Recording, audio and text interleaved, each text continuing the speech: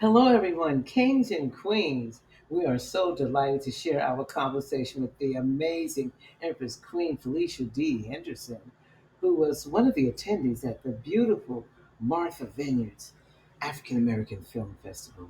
You see, every year, King Floyd and Stephanie Rance put on this amazing festival where all the creative minds can come together to show all their projects. And so we had this conversation 1 week before she won Best Short Film for this incredible film called Rebel Girls. That was an amazing film. And I can't wait for everyone to actually view this film and get a chance to feel all of the emotions that go into this short film. We were so excited. But anyway, we're going to go right into the conversation that we had with this amazing, gifted visionary who is not only an accomplished writer, but she's also a producer, and she has made so many incredible shows. And we're going to talk about that in our actual conversation. But I would like to say that Clay D, producer Clay D, and myself were so empowered and enriched by the culture. And it was just nutrition for the soul. And we're going to get right into the conversation right now.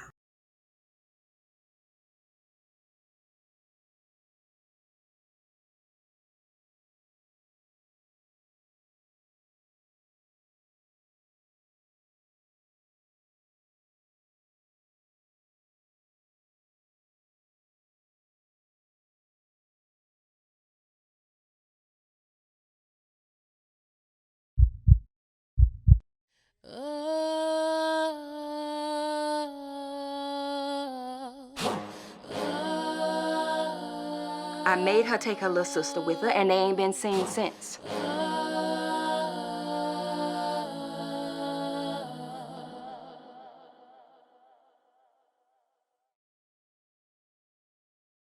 Oh, Savior, you hear I cry. What may our hope will never die. Joy comes in the morning, and I know we'll make it there. And I know we'll make it there. And I know we'll make it there.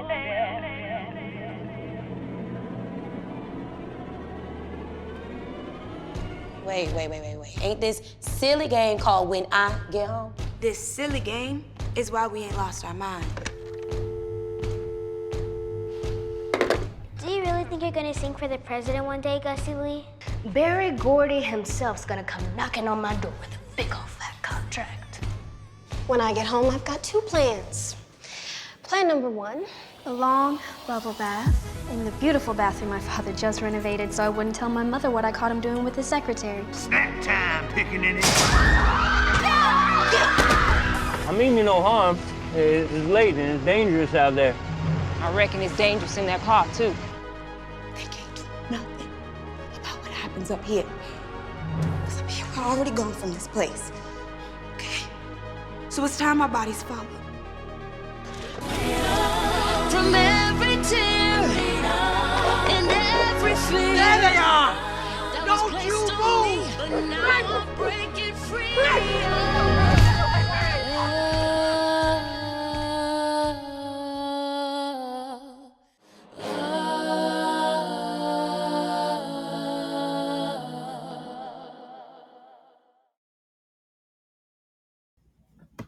Wow, OMG, kings and queens. That was riveting, emotional. I can't wait for you guys to check out this film coming up soon. But I am Queen D, and I have producer Clay D with me, and we're going to be rejoining the conversation. And we would hope that you would take the time to like and subscribe. Let's help each other out. It's part of the algorithm. I appreciate it. Thank I you. just want to say welcome, welcome. We are so honored to have you. I'm gonna pinch me, pinch you to have you because we just love you so much, and we just are honored. This is Queen Court's Conversation. I'm a radio talk show host, but as you know, after pandemic, we all went kind of like video, you know? And so with that, I have been on this journey of just looking for all the Sheryls, the amazing queens in the world, like Yeah. yourself, that inspire the world. And so we are just so excited to have you. Thank you so much. First of all, let's talk about her, right? Absolutely. You make me so, can I just pause and say how excited you make me to like be sitting here? I was already excited, but you know what I mean? I'm like, oh my God, this is gonna be fun. Yeah. So Yeah. we wanted to do this on the island in person, but your publicist said that you were leaving first thing Wednesday morning, and we'll be Tomorrow, yeah, I leave tomorrow. I've been here for about a week, and I wanted to stay even through Saturday, but I am traveling. My road dog on this one is my 15-year-old niece. So Okay. she's got to get back and get ready for school back in LA.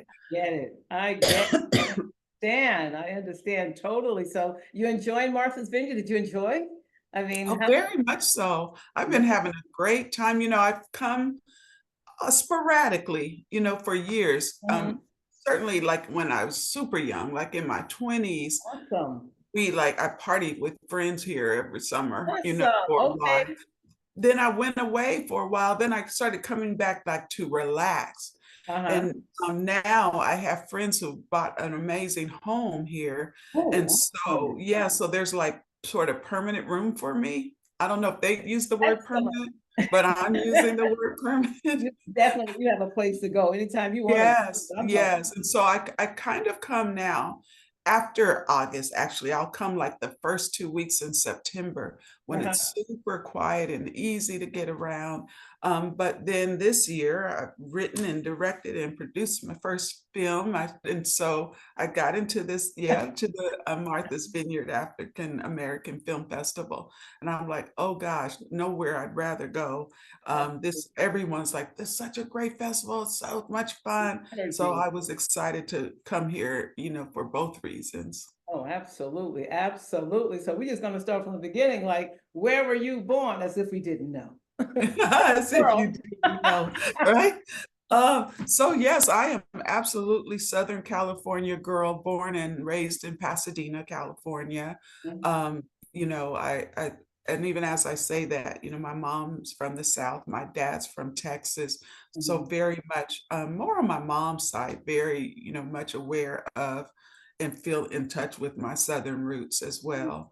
I'm sure that's why I can cook. You know, I love cooking and everybody loves my cooking. And so, but that's where I'm from, is Pasadena. So growing up, what gave you that kind of like nudge or to feel like, I want to be a director or a producer or a writer? I mean, there had to be something in you. Was it one of your parents, or when did that all begin in your No, to be honest, I got my break as a writer, as a, you know, a television writer at 30. So growing up, it is only in retro, I mean, it's really coming to this business. This is my third career. So in some ways I started late. So everywhere I've ever been and every opportunity within this business, I've always been sort of the oldest person in the room. Even when I was starting, even as I, you know, raced through the ranks, I'm like, you know, I don't care, you know, I'm good. But in retrospect, I was always a writer. I always loved to write, I should say.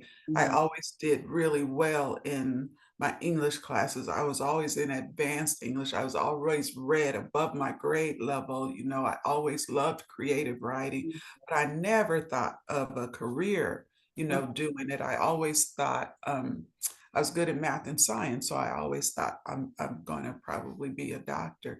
So I never thought about it, you know, in that way. But my father kept my diaries and journals from when I was 8 and 9 years old. And so I was writing even then. And when I looked back at it, everything I was writing wasn't true. Like, you know, I was making it up, but writing it as if it were my life. Like, dear diary, today I flew to the moon. So, you know, and like, you know, when I got back, my mom was mad because I came home after the porch light came on, you know, like that kind of stuff. I know that. So I was always a writer, but I didn't, it took me obviously quite a while to my late 20s to say, oh, that's what I want to do. Well, that's interesting that you said that. That part I can relate to because I know my father, after he passed about 5 years ago, I found in his drawer, he had all of my writings. I didn't even know I had Wow. written plays and comic strips. And it's amazing how sometimes you're on a journey and then sometimes you might go in a different direction and you're thinking you're going to be one thing. And then all of a sudden it comes full circle. Isn't that amazing? It is amazing. And that's exactly what happens. And I enjoyed what I was doing before, first, pursuing medical school, and then got into, finance, corporate finance world, and, ended up in that for a while and getting my MBA and working. But, sort of God had a plan and it just looked like that because all of that has been helpful in my career as a writer because it's all stuff, that I know. It's just more stuff I know, which means more stuff to write about. Absolutely. Are you a spiritual person? Do you feel like God was like direct you in some kind of way? Oh, yes, yes. Because if for no other reason, even though I was raised in a Christian home, a Baptist strict, very strict home, but I think the reason that I'm so sure of God's presence in my life is because I am in awe of the gift of writing. And I'm a writer, like, I'm a writer first, and then, became a director and a producer as a result of my opportunities, as they were opportunities that came from being a successful writer. And writing I'm so in awe of it myself and fascinated by it. And I know it's a gift because there's no reason I should be able to come up with this Yeah, stuff it's other definitely a than, gift. no, it's a gift. And so for me, I honor the gift by working really hard, by never half-assing it, by always coming, with my A game because God said, okay, hey, that this is what I give you. So my worship and my meditation and you will is to do it well. Wonderful, wonderful. I was just thinking about what were you saying because that's really true. It's writing, I love English. I love literature. I love history. I get what you're saying, and it's just like it takes you somewhere else when you can use your imagination. And Clay and I was talking about that, about some of the wonderful projects and see all the things you've done. So Clay, just go ahead and list them so we can just give them prompts because I'm just so excited. Right. So, Miss Felicia, thank you for being here again. And glad you're enjoying Martha's Vineyard up to this point. We wish we intended to do some person Martha's Vineyard, but we're glad to have you here. Yeah. Anyway, let's talk about some of those wonderful shows that she's done because I've seen them all, and no lie, cross my heart. Thank you. I'm so glad. I've seen them all. Yes, and I would say, Clay, I'm sorry too that I'm not seeing you guys in person and just missing you. I think she said you're coming in late this evening. Yes, we are. Yes. Yes. I was like, I can't believe that I'm missing them, but at least I get you here. Well, we are going to do it again. I hate to use the word maybe. Yeah, we'll do it again. Absolutely. But we were just going down the list and we was like, oh my gosh, let's talk about Moesha. So let's talk about that one. You've been a producer for Moesha, Sister, the Soul Food TV series. Wow, yeah. Gossip Girl. Yes. Fresh Prince. Yeah. Hey, we knew you were already great. Girl, you're amazing. I researched that. I'm like, oh wow, okay. And we've seen them all. Exactly. Yeah, we've seen them all. We were talking about it. The only one that I've probably maybe seen, maybe the first series, maybe not all of it. I'll be honest with you, is Gossip Girl. Yeah, that's all everything else. I'm like, wow. I'm like, I've seen all the reruns. I've seen them all, and it's amazing your creativity and you probably have taken this from some of your own experiences. Would you say, for example, with Moesha, because me having to be a step parent. And I was looking at, and looking at that series about how wonderful the mother was and that whole dynamic with Brandy and everything. Where did that come from? Well, I mean, I was blessed to be asked to be on that writing staff. My first writing mentors in the business, Sarah Finney Johnson and Vita Spears, and Ralph Farquhar co-created that show. and very largely based on Sarah Finney Johnson's experience growing up in Leimert Park. And so it was the first, sitcom on television to focus from the point of view of a 6-year-old Black girl. And so just that opportunity, I was over the moon. First of all, I love them. If they could have asked me to come and join them on anything, and I would have. But I had met them on my very first job, which was Family Matters. And they became friends, they became sisters, they became mentors. And then, they went their way to create their shows. And I went, to, I think, Fresh Prince. And then I was on that show when I got the call from them going, we're doing this show, Moesha, we'd love for you to join us. And I mean, they could barely finish the sentence before I was happy to join them into, like, getting an opportunity to write that, to give an opportunity to be part of history, and that it was the first of its kind on television, and being able to then, go back and access my own 16-year-old mess of a self, and, lots of good fodder for lots of episodes. I hear you. So what, I just heard about what you just said about you, what would you say to your younger self and how it relates to all this wonderful body of work that you have produced? What would good question. As we're young, sometimes like we don't even see that path and that journey that God has for us. I think that I don't know. That's a good question. I think that because I didn't know I was on a completely different path. I really was like, I'm going to be a doctor. So I was on a totally different path. And so, so not so much in terms of one day you're going to become a writer, because my young self would have been like, no, I'm not. But I think that sort of on a personal, from a personal point of view, and all that it means to be a teenage girl, and all the, ups and downs, and trying to figure out who you are, and the insecurities, and just trying to find your space and your place. I think that from that point of view, I would just tell her to, hold on. At some point, who you are is going to be okay, and there won't be a need to make excuses for having a strong personality, a strong point of view, your confidence in yourself, which I was raised to be confident. And, so just hold on, because when you're young and you're that person, you are often too much. Well, you can be an adult woman and be too much. I've experienced that too.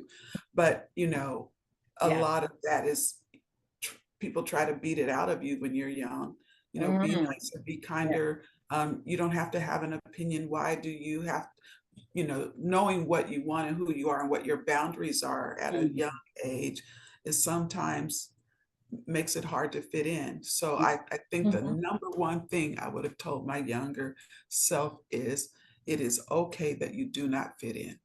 Yes. And it's interesting that you said that, because most people who don't fit in, I have found, are the most creative, interesting, kind people, and they see through a different lens of how the world works, And when I looked at Rebel, we were talking about Rebel, and how it is talking about the beauty of that show, that beautiful show, that short film was awesome. Wasn't it? It certainly was. I loved it. And, when I first heard the word rebel, because even as a young girl, I thought, I didn't really feel like I fit in. I thought, well, maybe I'm the black sheep, maybe I'm the rebel.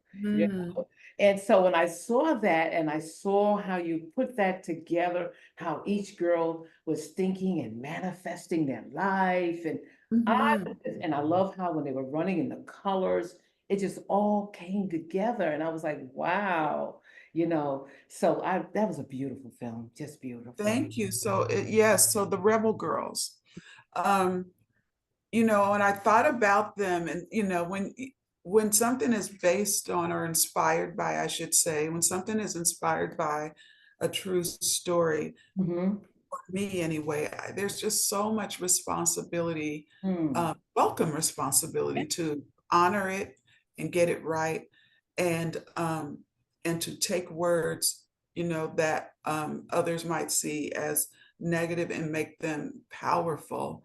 Mhm. And so for me, the Rebel Girls was like, I want contemporary girls. I want my Yeah, nieces and goddaughters and the teen girls that I mentor yeah, to embrace being a rebel girl, to embrace that you have to be in order to get where you want to go to, it really just means you're bucking against what people would tell you you have to be, and fighting for what you believe is right and true, rather that be from a socio-political point of view or for what you want and how you're treated in life.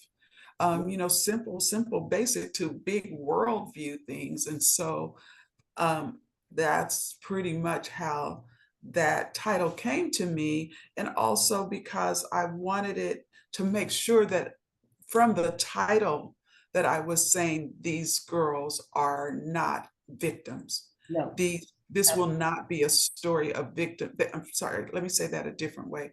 Mhm. While the girls may have been victims of racism in the Jim Crow South, Yes. they are not, Yeah. this is not a story of victimhood. This is a story of power. This is a story of brilliance. It's a story of there's nothing, in my humble opinion, more powerful and brilliant than a young Black girl who turns into an amazing Black woman. Yeah. And I wanted to celebrate that. So for me, the film is very much about this joyous celebration of no matter what you do to us, we will always stand. That's right. And that's what I loved about it, was that kind of that women empowerment. And I felt it, like young Sheroes on the rise, and Mhm. and how strong they were and how they worked together, which is so important. And so Clay he had talked about the comparison. Yeah, Miss Felicia, I want to ask you. Obviously, it was a great story, just as far as the depiction of the segregated South, especially Mhm. Georgia back in the '60s. Do you feel as well that this story could be portrayed in a modern day climate of today, given everything going on in the political atmosphere, the social atmosphere that we're in? Do you see that this story could also be easily portrayed today as it was when it was set back in the '60s?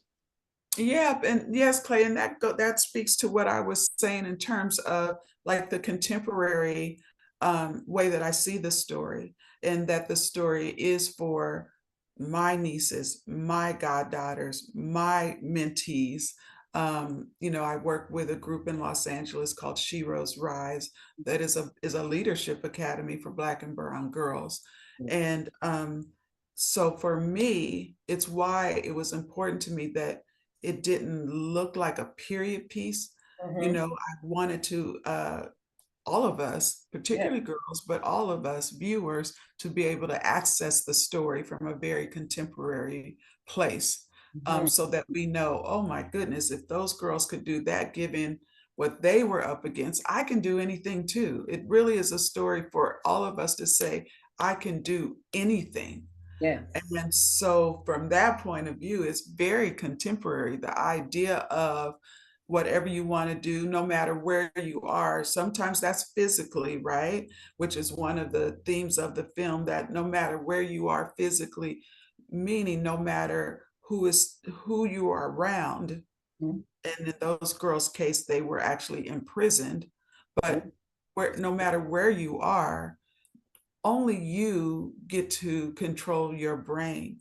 No Yes. one, no matter what people are saying to you, no matter what, I'd say to the young girls that I mentor, yes, you have to listen politely to parents, but if they, some parents are abusive, some parents are negative, some parents aren't helping you grow, some adults in general. So can listen politely, but that doesn't mean you have to hear.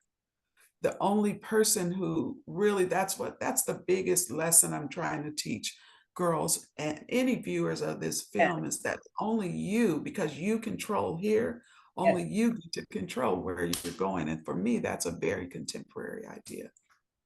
Absolutely. And as you were speaking, I was thinking about what you were saying when you said that when you were younger that you thought you was going to be a doctor. But it's amazing how you have taken the skill of becoming a doctor and manifesting and still talking about healing. So it's kind Mhm. of like it works together anyway, because this, working with young minds is also very healing. Me having the background of being a special needs teacher way back when. And Mhm. one of the things that I used to always say is not what they can't do, is what they can do. And that's what you work from, you scaffold and Yes. build their courage and their self-esteem and all those things that they're going to need going forward. Mhm. That's Yes. beautiful. That's beautiful. I Yes. love that. So have Yes. you ever experienced racism? So can you say it one more Have you time? ever experienced racism, not only as an African American woman, but also just being Black? I mean, because there's so many things that go on, in the workplace and different things. Have you kind of like felt it or experienced it? I don't know if any Black person has not. Felt No, it, right? I don't know if that is it possible even in a Yeah. world that is very we live in a country, we're born in a country, or at least I'm born here. Yes, Assuming we're yes. both born here, is built on systemic racism. Everything about it is built on systemic racism or systemic um, belief in white superiority and everything about it. Mhm. So the very history of it, when first Europeans came here, it's always been that way. It's take from the indigenous people, you Mhm. know using Africans, enslaved Africans to build their wealth. Mhm. So it's a history of it, and then to perpetuate that, changing the rules and the laws for now over 300-400 years to always sustain that. It's why they are working so hard now to take away our right to vote, to eliminate our history through banning books, Hmm. to jump behind Donald Trump, who most of them have to know is insane, but it is a way to still hold on to their white superiority, even if the person leading them on that journey is a psychopath. Mhm. So, so in that way, yes, of course I have. When I was in graduate school in Georgia, it was the first and only time I actually heard somebody, a truck go by and yell out the window, nigger to me. I was like, I never had heard that in LA. I'm not saying I never experienced Yeah. racism in Yeah. LA, Never but heard I'd never that. heard somebody, I was like, oh, this is going to be the difference in living in South. If they are racist, they don't pretend they aren't. And I kind of said, I prefer it, I to know what you're thinking. So yes, I give it a lot of attention and time? I don't, because it doesn't serve my goal of all the things I want to accomplish for myself, all the things I'm, trying to be a good sort of steward of the time, and being a mentor, being a role model, all of that. Like it doesn't serve me. I have to convince girls through my words and my deeds that nothing can hold you back. So Mm. I can't say, well, nothing except racism. I have to just say nothing so that they know when those things are, those slings and arrows are thrown at them, that they're like, oh, that's just another one of those things, because it still is true that racism isn't, it's not our problem to solve. We're not the ones with the problem. So I don't give it a lot of attention. I work, you know, smartly around it. Sometimes I call it out. Yeah. I've never been one really good at holding my tongue.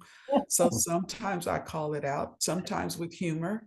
Yeah. Sometimes everyone who does a thing that is a microaggression, or, that might be racist, isn't necessarily an evil person.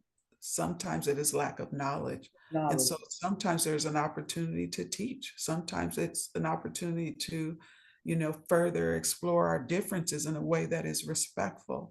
Mhm. So, and when those opportunities come to me, I try to take those opportunities too.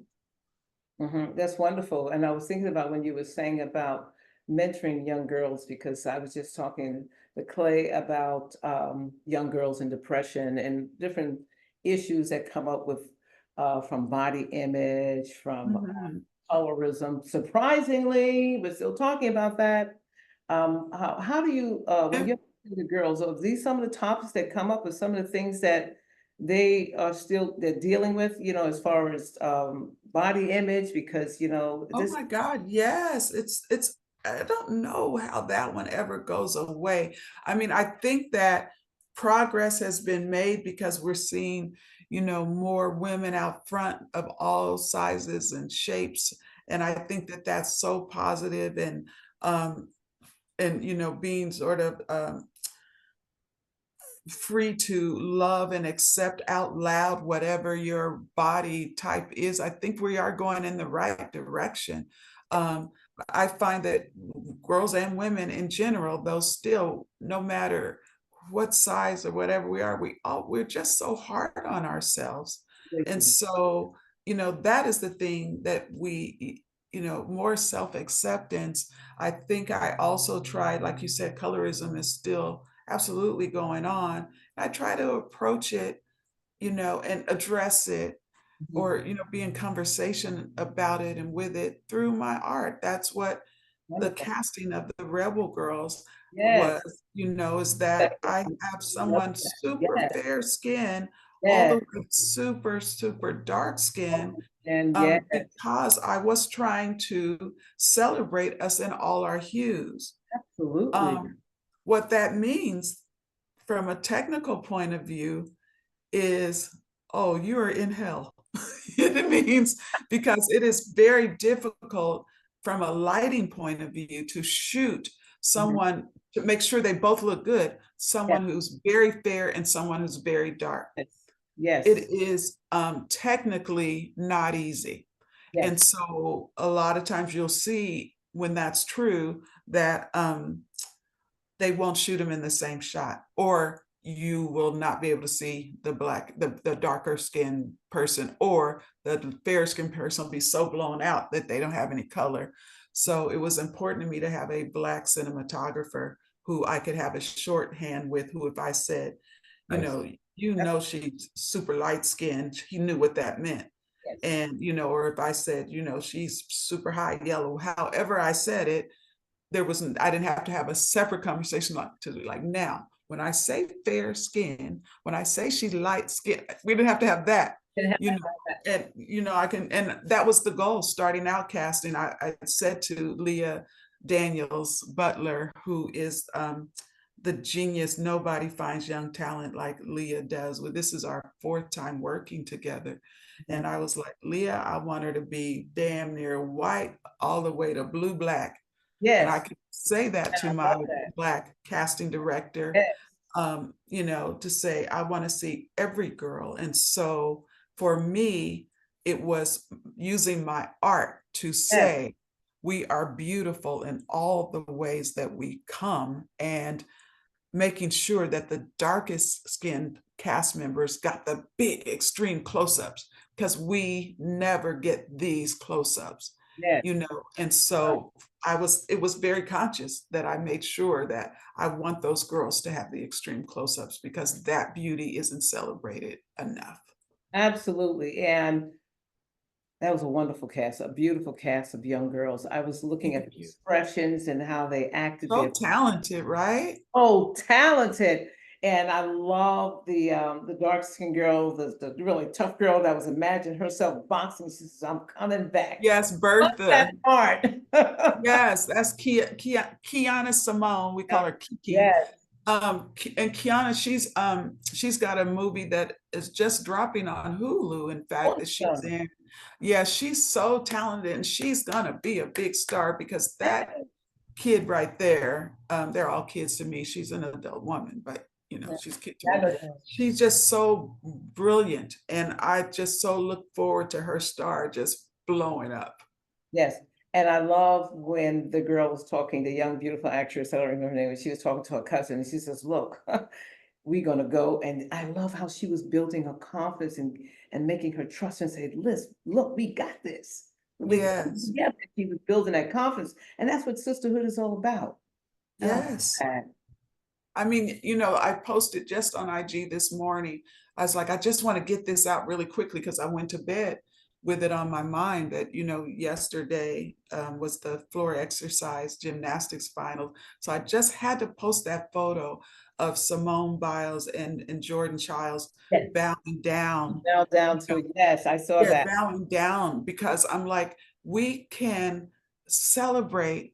So Yes. seeing those two Black girls I bow love that. down for another Black girl, I'm Yes. just like, we can celebrate our brilliance and excellence. It doesn't make me less brilliant and Yes. excellent to celebrate yours. And with one photo, with one visual, they said all of that. Yes. So I'm Yes. just like, it just made me so happy that I'm like, you know what I have to do today? I have to just at least post this, Yes, I photo agree. because 100. I wanted to start my morning by posting that photo because I went to bed with that joy of seeing them, Yes. bow down in that way. I was like, if I don't do anything else today, I'm posting that photo because it just said so much to me and it spoke to me that there needs to be more of that where just I can say you are amazing and genius and brilliant and gifted without taking anything away from myself. And the more we think of that kind of sisterhood, the more we think it's why I'm so excited I'm part of the organization Win with Black Women. And I've been part of it since the beginning 4 years ago. And now, of course, we immediately grew to exponentially, as a result of Vice President Kamala Harris is now, she's going to be the Democratic presidential nominee. So it was like, I love the idea that we can win with each other. We should be winning with each other. We should be lifting each other up. It's okay. I'm not less than, but again, that goes back to self-confidence and believing in ourselves and being okay with who we are, then we're more likely to be okay with you being great. Absolutely. As much as we are different, we are so much alike. Absolutely. And that's what I loved about Sister Sister, because I think that, I don't know about you, but sometimes we internally, subconsciously don't even realize it, that when we walk in the room with our own sisters, sometimes we feel like, am I being judged? Are they going to like me? It's a subconscious thing because we are so hard on each other.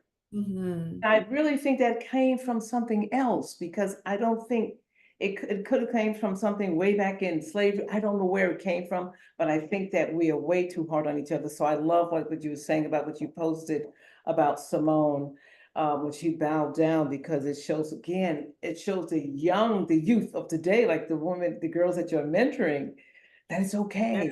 Yes. Hey, Yes. we can celebrate our Absolutely. differences and still love each other. We're all. Yes. Yes. I love that. I love that. Do you have any questions, Dave? Yes, I would just like to ask Ms. Felicia, this is obviously a great project, but what are your next goals, whether it's filmmaking or any other project? What do you have in mind in the coming years? I'll probably would say the next year or two or so. I know. So much in my head, Clay. So much. My first and foremost, my goal is to see the Rebel Girls to fruition. I was all prepared, ready to go out and, pitch it. I've had this project and I've been working on it. The research of it alone was a couple of years. And then, because I was also doing it while running a TV show. So I took trips to Americus, Georgia to do the research, to meet the women that are still surviving, who are still with us. So it's taken a while. And then when I was ready to even go, you know what, I just know so much what I want it to be. Maybe I'll just write it on spec, meaning without being paid, because I just wanted to get my vision on the page. But then the writer's strike came, and then the actor's strike came. And those two things. And so there was no work, everything pencils down, blah, blah, blah. And I thought this is a great opportunity to, do a short film, to direct a short film, to get, as proof of concept. Yes. So yes, it will work as a short film, but I won't have to just tell people what I see. I can show them. You know, as my mama used to say right before she was getting the belt, I can show you better than I can tell Yes. you. That one. So I now have this thing, but my goal is obviously a larger project. Yes. I would love to do a film and a television series. I'd love to do a film and then like an 8-part, you know, television series, because I'd love to go into each character's life deeper. So that's my first and foremost, my goal.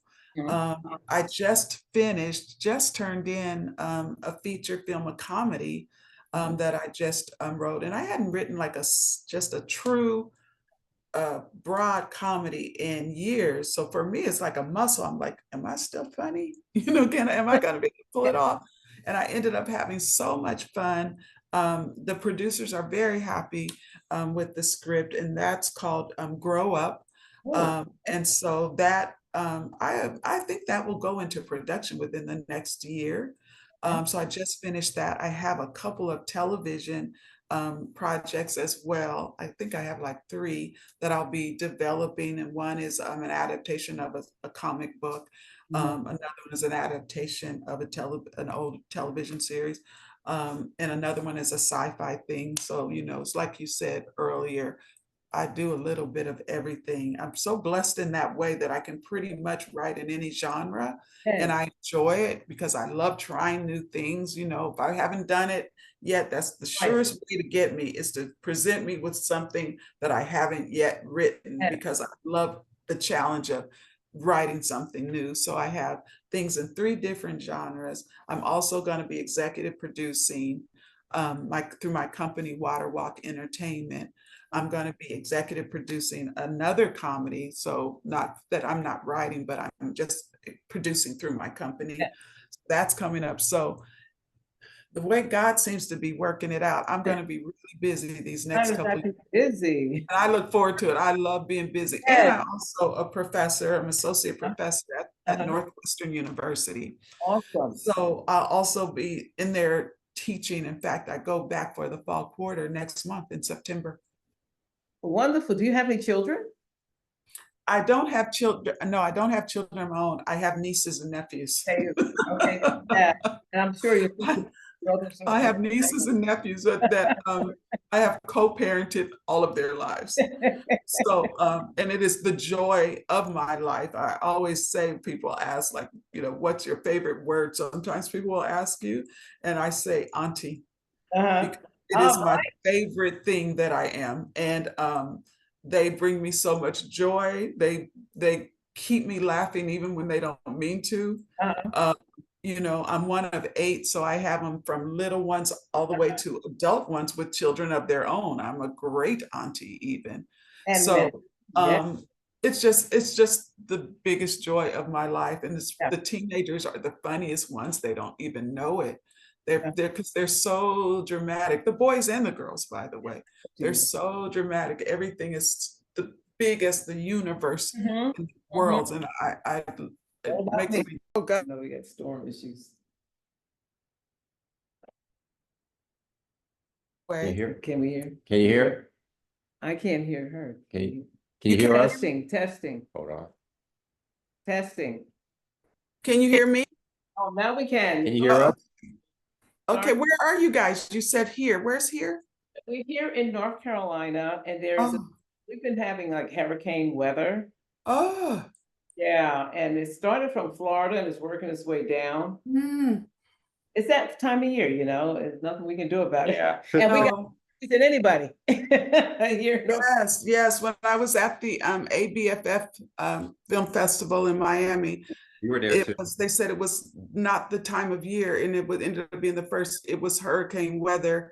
And I felt so bad for the, you know, festival organizers, because they had all these amazing events planned outside, and they had to cancel their big white party. They had to bring all these, you know, events inside, and it was storm. It was flooded outside our hotel. People couldn't get in or out to us.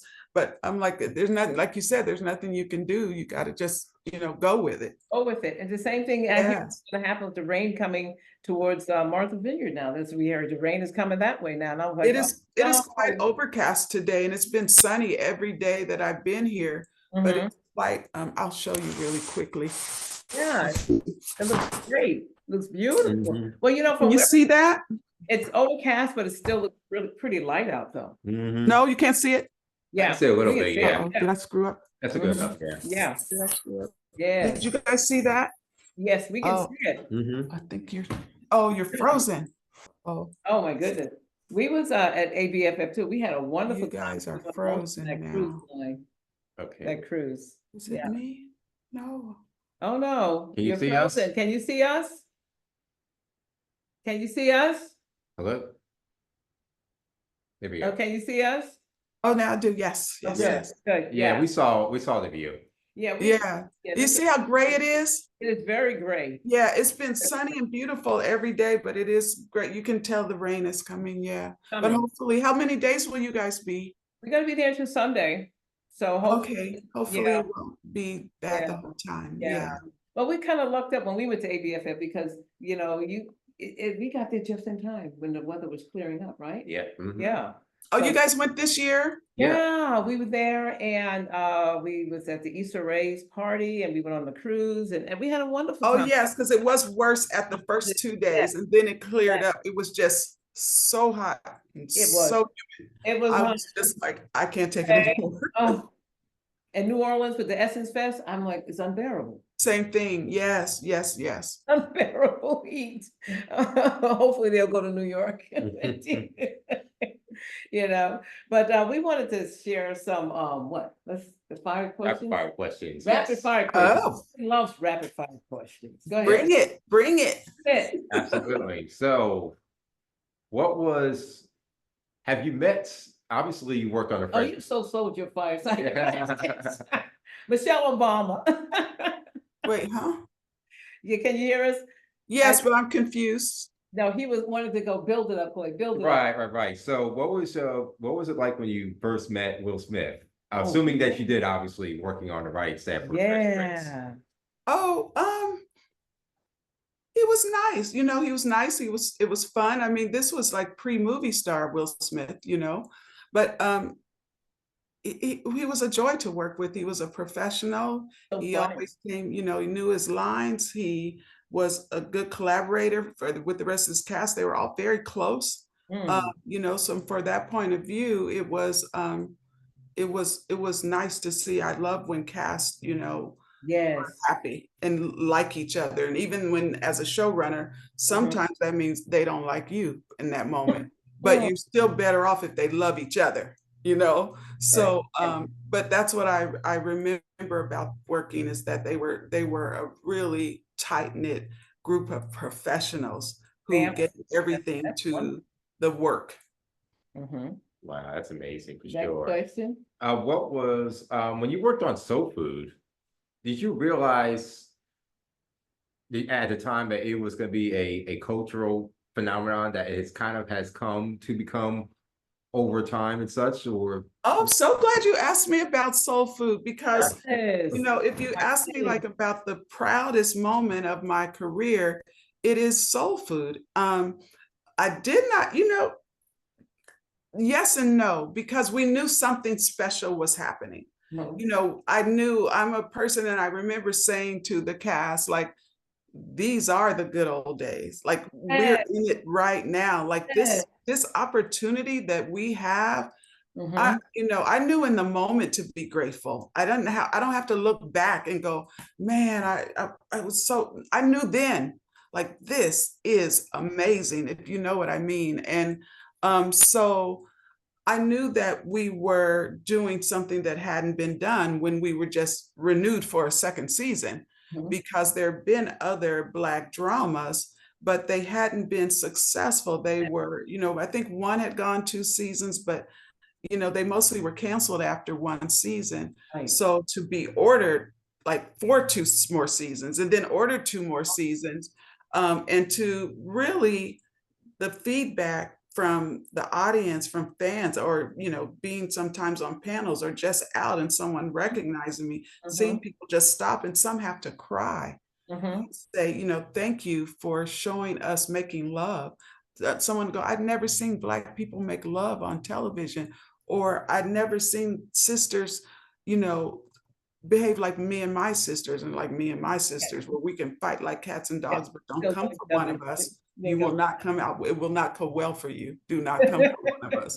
So it is just like that. And to see 20 years later, that, like you said, Clay, is this cultural phenomenon. And when someone says to me, you do realize that without soul food, there be no other successful Black dramas. Like they all sit on the shoulders of this thing I created. And that gets overwhelming. You're like, whoa. So no, I didn't know that it would be this thing that would start a movement, if you will, but it's the thing I'm proudest of in terms of what we did and showing us in all of our, you know, frailties and three-dimensionally and not perfect. And, you know, I'm still very, very proud of it. I'm very, very proud of it. And it was lightning in a bottle, but and I've never had this again. I had Black executives at our studio. There was a Black executive at our network, or our cable channel. So I was in, you know, partnership with Black executives. So I never had to really explain the stories I was trying to tell. They just got it. And, you know, and then they had bosses who said, you know, who were, you know, white men in both cases, presidents that were white men on both those places, who like, you know what you're doing. So we just get out of your way to do it. That's why it's so good. Yeah. You know, there weren't people going, no, it should be this, it should be that. They're like, we trust that you know what this experience should be. So if you get me talking about soul food, Clay, we'll be here another 3 hours. As long as you have the time. And I don't know if you realize it, but every family on Sunday, we all talk about, let's do like soul food. Yeah. You know, let's start a tradition. Yes. Of soul food. My family still, you Now, know. here's a funny disclosure here. I've never really been able to watch soul food, and I still don't think I'm allowed to watch it because my mother wouldn't allow me to watch soul food because of the content. So now I'm like, you better ask her. Like, you better ask I'm her. not allowed to watch it. I don't even know. I know about it. But I mean, I know certain instances of reference. I kind of stuck about some, but I still haven't really ever gotten into it. So, well, you can absolutely find it on Amazon for sure. And you can order the DVDs. You can find, they're also really bad quality, but you can find episodes on YouTube. Oh yeah. Order the CDs. I mean, there's DVD sets of the whole thing, but in the interest of free stuff, you can also find it. I've seen a lot more of it. I decided I just want to add. And you ran into the actor too. What was it like? And correct me if I'm wrong, but Darren Henderson, Darren, you know what I'm talking about, right? Of course, Darren Henderson. Yes. We ran him at Essence Fest. I'm like, that's the guy from Soul Food. Like, but yeah, what was he like to work with? Darren and I are still very close, and he was a joy because he was getting this wonderful opportunity that was part of his, you know, transitioning from being a choreographer, a dancer and a choreographer to committing to transitioning to acting. And so he was very serious. He was, you know, he worked very hard. And was also just a joy, and has one of my favorite laughs of anybody in the world because it's just a big happy laugh. And he's still that way, and just also always has been very wise for his age. So I've always appreciated him as also like a young person with a lot of wisdom as well. Yeah, we knew who he was. Obviously I did, but the folks on the Essence Fest floor, they kept on mistaking him for Tank or that's hilarious. Lance Gross. Like, I ain't Tank, I ain't Lance Gross. Well, I knew who he was, so it was easier because I see him in other things. Yeah, at Whitney Houston. Let's talk about that. I don't know what happened.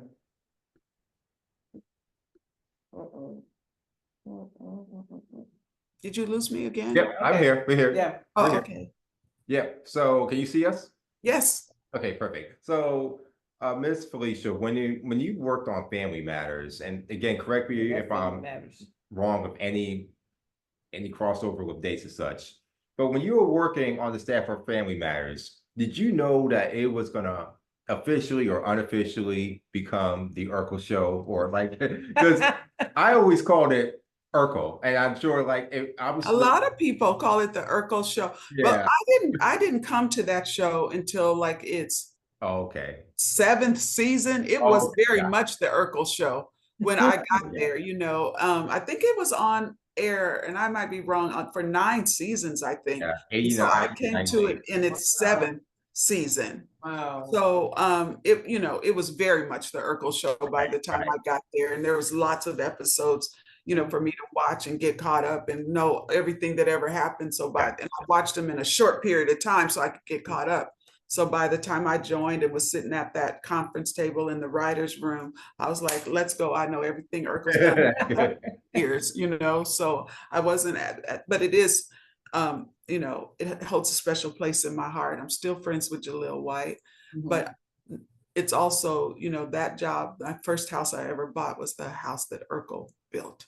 And so it shows and it's also where I met Sarah Finney Johnson and Vita Spears, because they were already there and producers. And so to walk into this space and, be like, this is my big writing break, and to see 2 Black women who were like, come on in, and just took me under their wing and tried their best to mold a hard-headed young Felicia who thought she knew everything, and they assured me that I did not.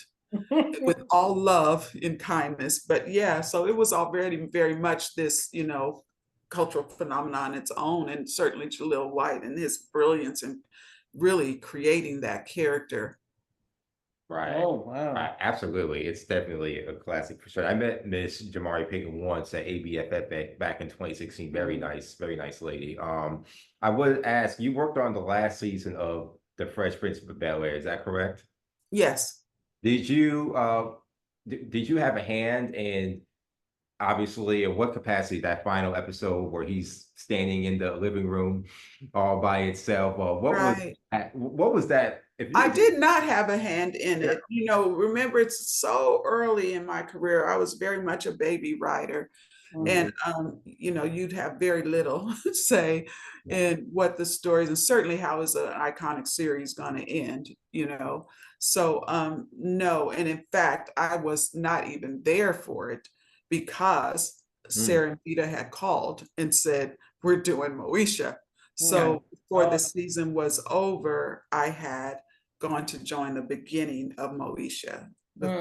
Yeah, so I wasn't even there for that finale. I went back, of course, for the rap party, but I wasn't there when they shot the finale, and it was really, but I've seen it obviously, and it was a powerful end of the episode. The last one about Whitney Houston. And I read that you had worked with the late great Whitney Houston. Is that correct? And what particular project or capacity was that? Is that something? No, I did not. Okay. I was frowning and trying to think of, because sometimes people think something, and I can usually, and if it's wrong, I can usually connect how they got there. But that one, I'm not quite sure how you got there. I never did. And sometimes too, I'm like, wait, did I? Because I've been doing it a while, but no, I never did. I never did. I was obviously a big fan, and, so saddened by especially the way that she passed, and, all of the demons that sometimes don't leave us. But no, I never did. I think, for me, obviously the first part of my career was I started in sitcoms, and certainly when I started, that was where most Black television writers were. We started, that's where you could get in. There were no Black dramas, and even on non-Black dramas, there weren't any Black writers. So I started in sitcoms, and then with Soul Food, I transitioned to writing dramas.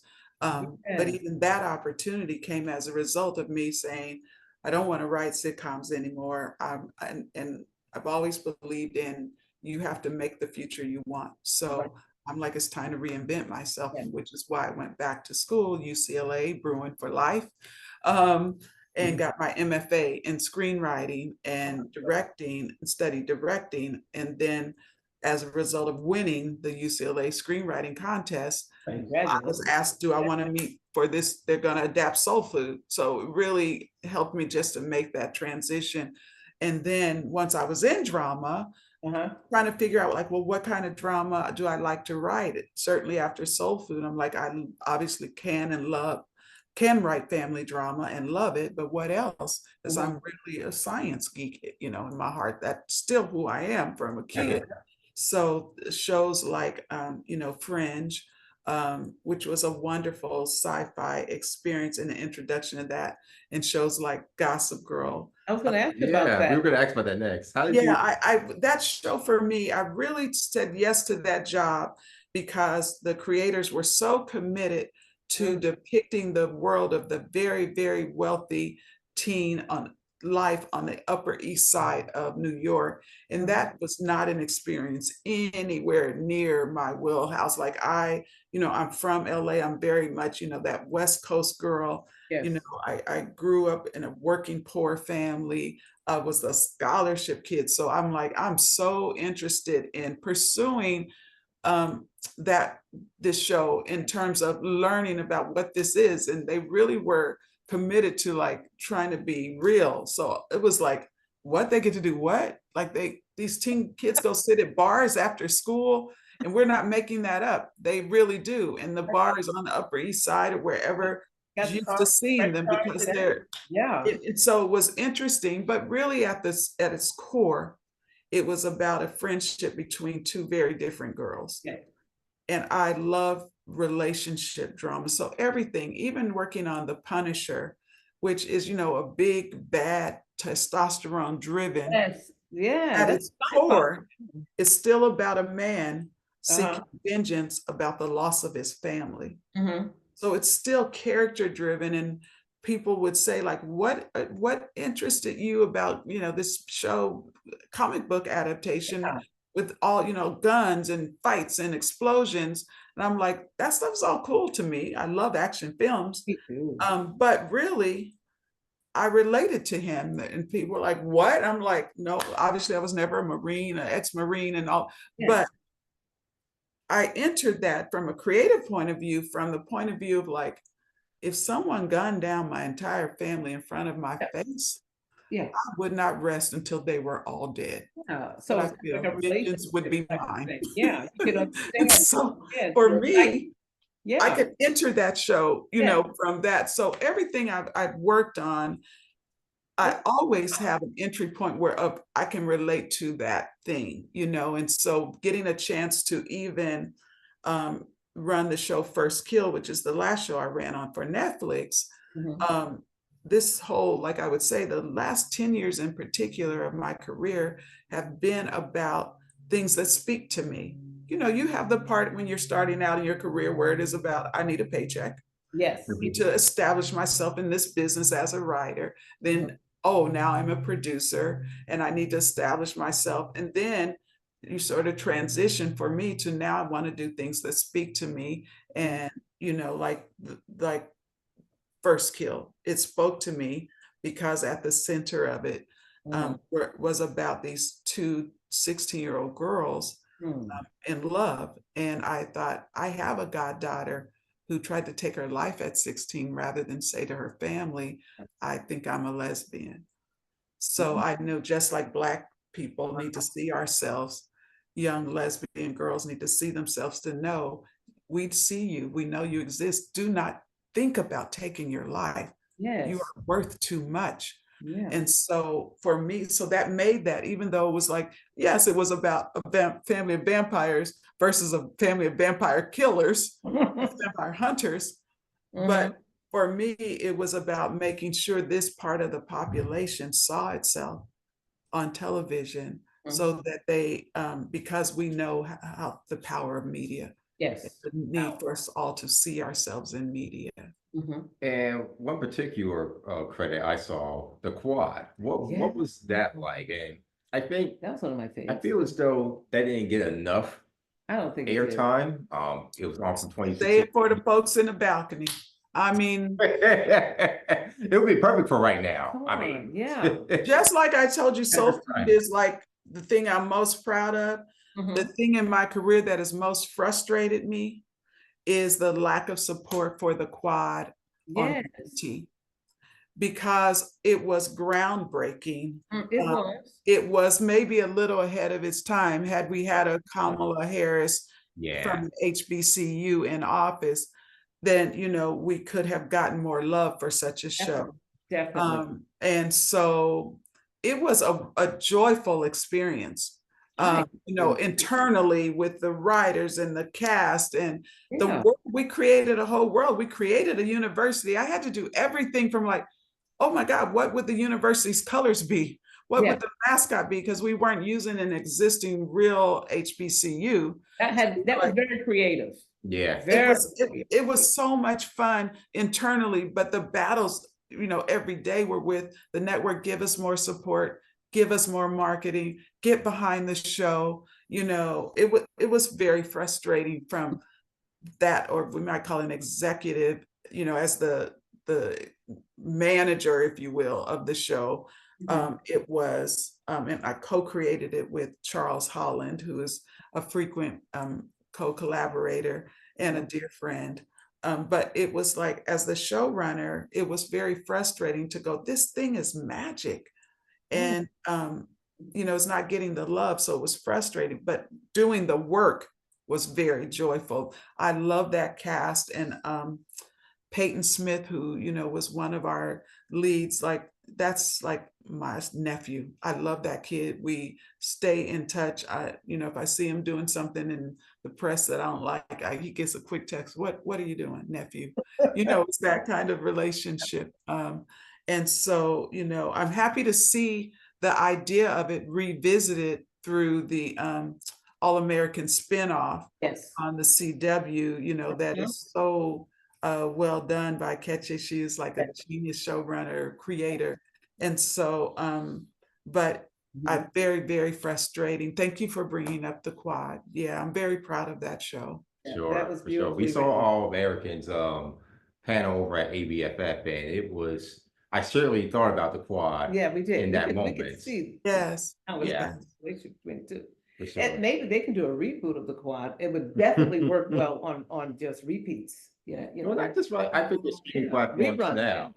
Well, not necessarily. I think with the streaming platforms now, maybe BET Plus, there's more room or space for it, but I'm not in charge of anything. So hey, that's the expression.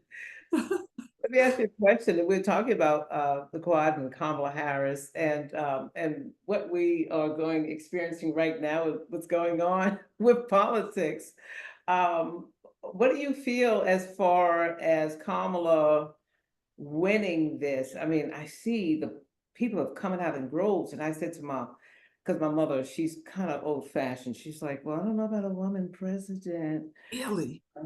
She's so old fashioned. And we got into it and I was like, Mom, she goes, how can you vote for her? I said, because it's all about power. Well, who are you going to vote for if you don't vote for her? That's my question. Yes.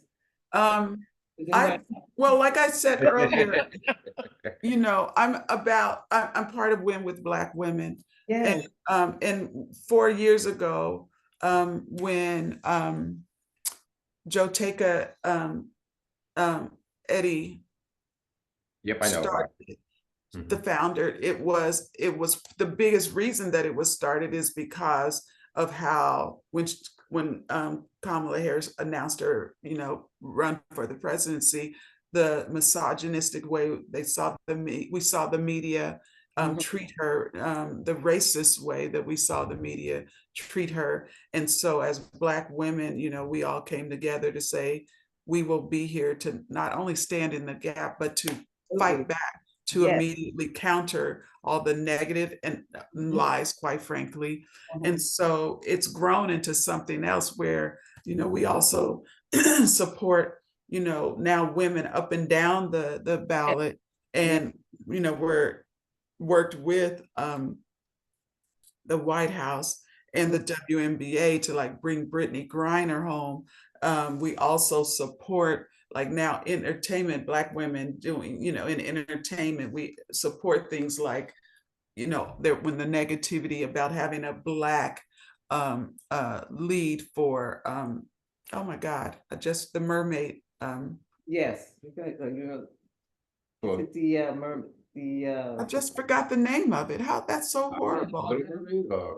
you talking about the movie or Yes, the Yes, I know Disney what you're talking movie, about. Yes. when it was remade and Yeah, Ariel was the character and having ridiculous, though. yeah, to like having a Black Ariel, then we like, fine, we will buy out theaters. Like, so we have become politically active in all, because political action can be in every industry. And so we just decided, like, we will show them that this is going to be $100 million film, and we did. And so, those kinds of things. And now, and I'll be very honest, one, I'm a loyal person, probably to a fault. So I was disgusted by how Joe Biden was treated, even though I was also disgusted by Joe Biden's, in my opinion, lack of leadership in the, Israel, Palestine war. Not to say that Hamas is not monsters and has done a horrible and despicable thing in what they've done to the Israeli people, but Israel's also committing genocide. So while I was not happy with him as a president, to see the way people turned, and I was like, it was horrible. But I also know he did the right thing by stepping down. Yes. You can see it. We just saw that yesterday. Melinda Gates has given $53 million to Vice President Harris's campaign. So I'm all in, is my point. I'm working hard. I'm going to work my fingers to the bone, because the alternative, if the White House turned orange, I got to move to Toronto. We don't want I'm not another 4 years under Donald Trump. I will not. No way. I will not. So, so how do I feel? I feel like I'm so excited. I'm also part of the Black Showrunners Collective. So we have also come out and endorsed her. And on a personal level, I'm really also focused on down ballots. I'm giving to all of my, local and state Democrats, because it's so important at that level. You have to get the local. We have to find a way on a congressional level as well. So I'm all in, because the alternative, not only because of the alternative, because she is supremely qualified. Yes, the most qualified since Hillary Clinton, who we should have elected, and we would not have been this guy, this monster, this I want to be a dictator, idiot, would never have been president, and we wouldn't be here right now.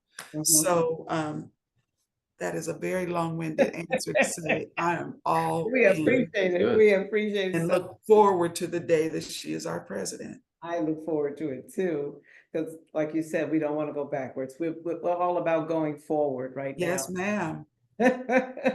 And my last question is, what is your definition of a queen? Of a queen, that's a good one. Because you are one, yeah, see? I love it. I love it. And what I love about, being a Black queen is that to be a Black queen is to celebrate other Black queens. Yeah. It is to celebrate my sisters and all they do. It is to, if I have information that's going to help you rise, I am sharing that information. I'm not holding on to it. It is to mean if I see you fall, I am helping you up. If I see you ascending, you get a note from me saying, go. If I see that around you that forces are gathering to try to take you down, to be a queen is to tap you and say, watch this, look out for that. So for me, being a Black queen is about the communal experience of uplifting other Black queens. It is about the experience of raising Black princesses to know, not to wonder, to think, to maybe have faith, no, to know in their very soul, in their bones, that they are princesses on the way to be Young heroes. Black queens. Yes. Absolutely. And on that note, because we were going to say, let's drop some gems, but you just dropped so many gems. Uh-oh, gem dropping. Gem dropping. Yeah, and we thank you so much. We're just like blessed. Blessed to talk to you. You are an inspiration to the world, not just for women, but just for everyone. You are. Thank you. Yeah. I really enjoyed this, and I look forward to doing it in person the next time. Maybe we'll be talking about, because a couple of things I so wanted to tell you, but I had to be general right now. I know. Soon you'll go. She said that, she just didn't say that. So there will be some announcements. I'll make sure that you guys are among the first to know more details about some of the stuff that I just said kind of generally, because deals are not closed. And so that we can share. And then of course, when the Rebel Girls, when I have news like the Rebel Girls is going to be a film, we now have the interest of financing, because it is coming. We'll make sure that you guys know. Thank you so much. Cool. God bless you so much. Thank you. And you're local, and you're local to LA, correct? Yes, I'm LA and Chicago, because I teach at Northwestern. So I spend, I have places in both places. Well, let me ask you this. Will you be in Chicago in 2 weeks? I will be no, because that's still August, isn't it? Yeah. I will be in LA. Once I leave here, I go back to LA, and I'm in LA. I have Holly Shorts, the Holly Shorts Film Festival in LA. That's why I have to get Gracie, my niece, home to go to school, and I have to get back for the Holly Shorts Festival. So I'll be in LA all of the rest of August, and then I don't go to Chicago to the middle of September, but then I'm there through off and on. I can get to anywhere that I need to be, but I'll be there teaching until March. So I'll be there back and forth to LA, but for sure mostly in Chicago through March. Okay, wonderful. Okay, well, you heard it right here. Queen, amazing Empress. Oh, I like it. Henderson, everyone. You gotta go see this movie. I mean, you gotta see it. It's just awesome. And we just appreciate all your body of work. And we are just simply blessed. And you have shared it with the world. Queen Court's Conversations, all about inspiration, women empowerment, elevation, and empowerment. Yes. I love it. Empowerment and elevation. Let's go. Let's go. Thank you guys so much for your time. I appreciate you.